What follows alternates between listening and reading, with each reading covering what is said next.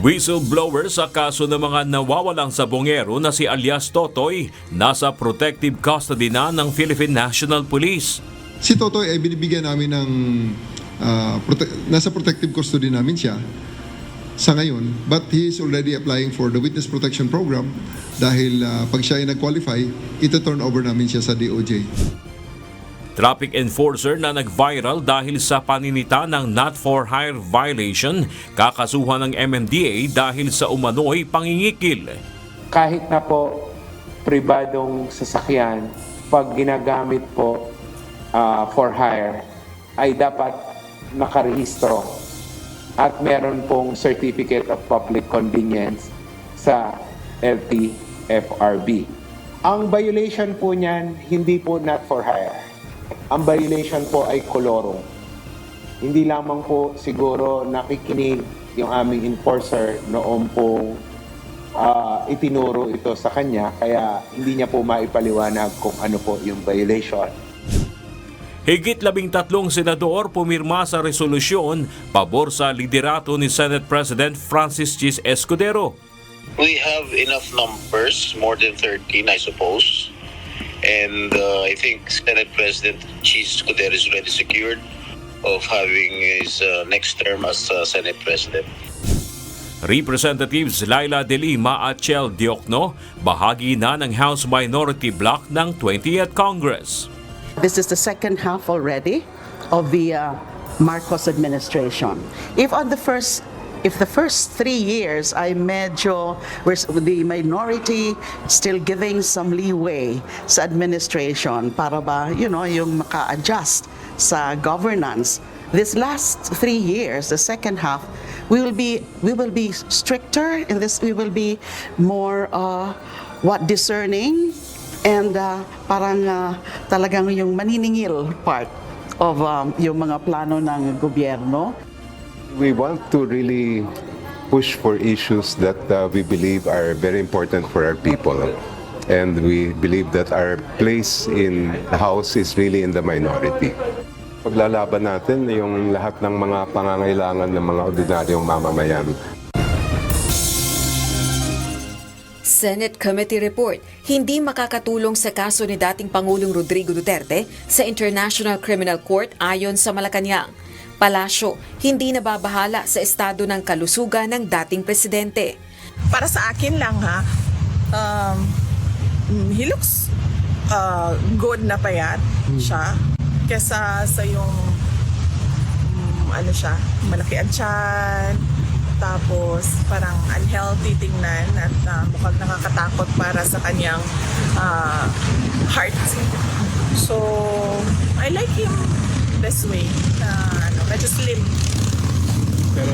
Sa ngayon po, dahil mismo ang pamilya niya nagsabi na okay po ang Pangulo, ang kailangan na lang po siguro niya ay exercise.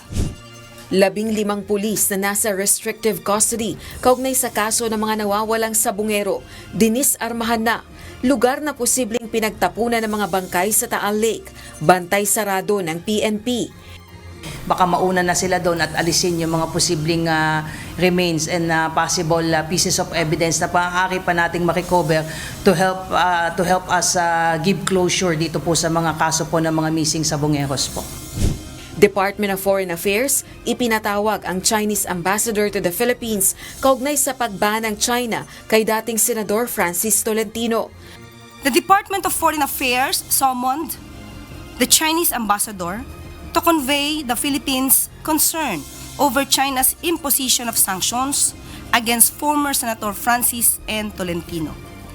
The DFA conveyed to the Chinese side that while the imposition of such sanctions falls within China's legal prerogative, the imposition of punitive measures against democratically elected officials for their official acts is inconsistent with the norms of mutual respect and dialogue that underpin relations between two equal sovereign states. Pagtawag na witch hunt ang impeachment case ni Vice President Sara Duterte, kinondena ng ilang kongresista. It's very unbecoming of a senator judge in an impeachment trial to say that the impeachment complaint and the trial is a witch hunt. That's a very unfortunate comment. It's an insult to the House as the initiator of the impeachment process. I think that it is a witch hunt because they want to remove her from public service para yung iba makaupo at yung iba ay mawawalan ng kandidato na kalaban pagdating sa halalan ng 2028. But I will set that aside. I'll set my bias aside because we have to follow the process. 12,000 pulis ide-deploy para magbigay seguridad sa nalalapit na State of the Nation address ng Pangulo. Task Force Manila Shield muling i-activate. Pagka may mga ganitong major events po sa Metro Manila ay yung ini-implement po natin yung Manila Shield kung saan yung Police Regional Office 3 and Police Regional 4A po ay magtutulong po sa atin para bantayan din po yung ating mga border controls. Proposed budget ng Office of the Vice President para sa taong 2026 nadagdagan na. Dating DTI Undersecretary Ruth Castelo itinalagang tagapagsalita ng Office of the Vice President. For clarification, we made a proposal of 733 million for 2026, copying 2025. But DBM gave us 803.6 million. So nagdagdag sila ng 70, less than 70, mga 60-something million. Salon and Spa sa Cavite na iligal na nag-aalok ng trabaho sa abroad ipinasara ng Department of Migrant Workers. Lifetime imprisonment maaaring kaharapin ng mga illegal recruiter ayon sa DMW. Ano to? Habang buhay na kulong to. Dahil sigurado tayo, if ever, lampas sa 3 yung magiging magiging biktima nito. At saka kung lampas sa 3 naman, yung nagsasagawa ng illegal recruitment operation, panghabang buhay din yung kulong nito. Duterte 7 Block nangako ng suporta sa liderato ni Senate President Francis Escudero. Senator Ronald Bato de la Rosa itinangging dismissal ng impeachment ni Vice President Sara Duterte ang batayan sa pagpili ng Senate President. Wala kaming his stand towards impeachment is not a factor to our decision in choosing him as our Senate President. Reklamong child abuse, formal nang isinampa laban sa mga sangkot sa pananakit sa pasaherong persons with disability. Pag-unawa sa mga PWD, ipinanawagan ng Department of Transportation. Kasi dapat yung may mga ganong kailangan po nila ng special needs Kaya lang hindi po lahat tayo naiintindihan yung mga sitwasyon nila. So I think dapat yung mga nasa normal na pag-iisip mag-adjust po. Ang mga may kapansanan po ay gaya din po natin. May karapatan po sila na mag-travel. May karapatan po sila na ma-enjoy ang ating serbisyo ng ating gobyerno. Kaya sa tanong na dapat ba ay nire-restrict ang kanyang movement, naiintindihan ko po yun. National Police Commission may natatanggap ng feelers kaugnay sa missing sa Bungeros. Ibang feelers na kinukuha.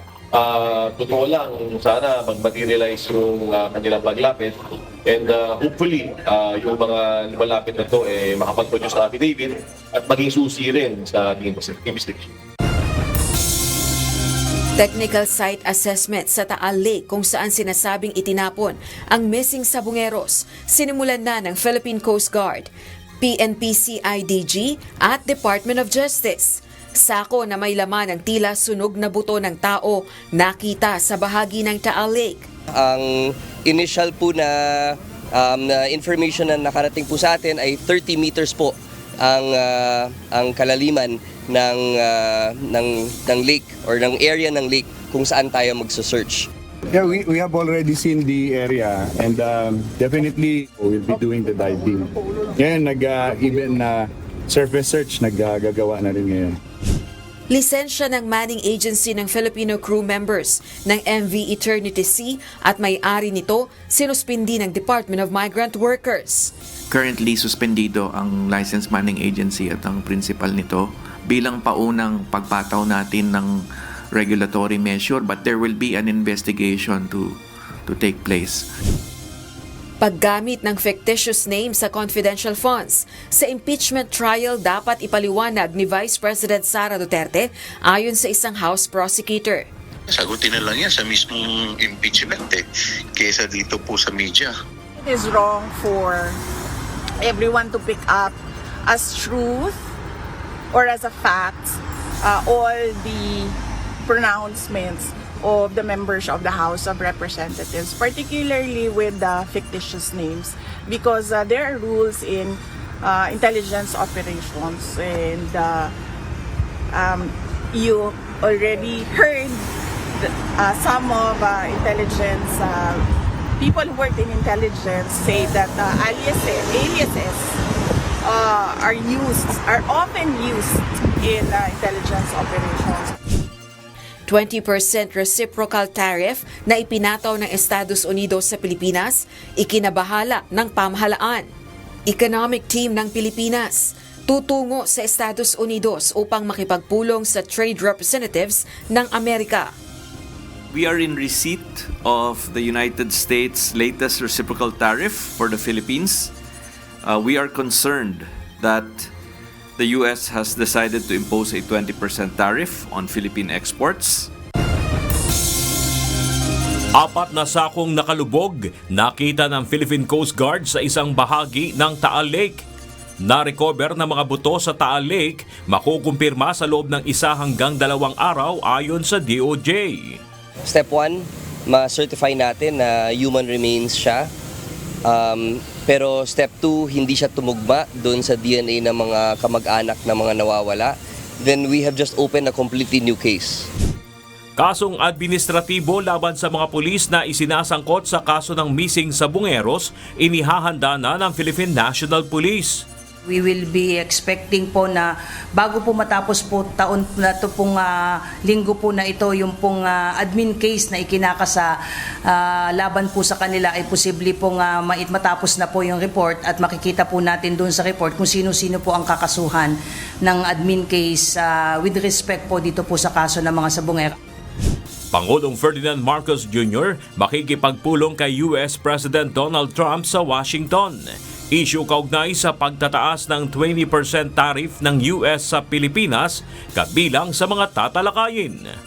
Ino-confirm po ang pagbisita po ng ating Pangulo at sa US July 20 to 22.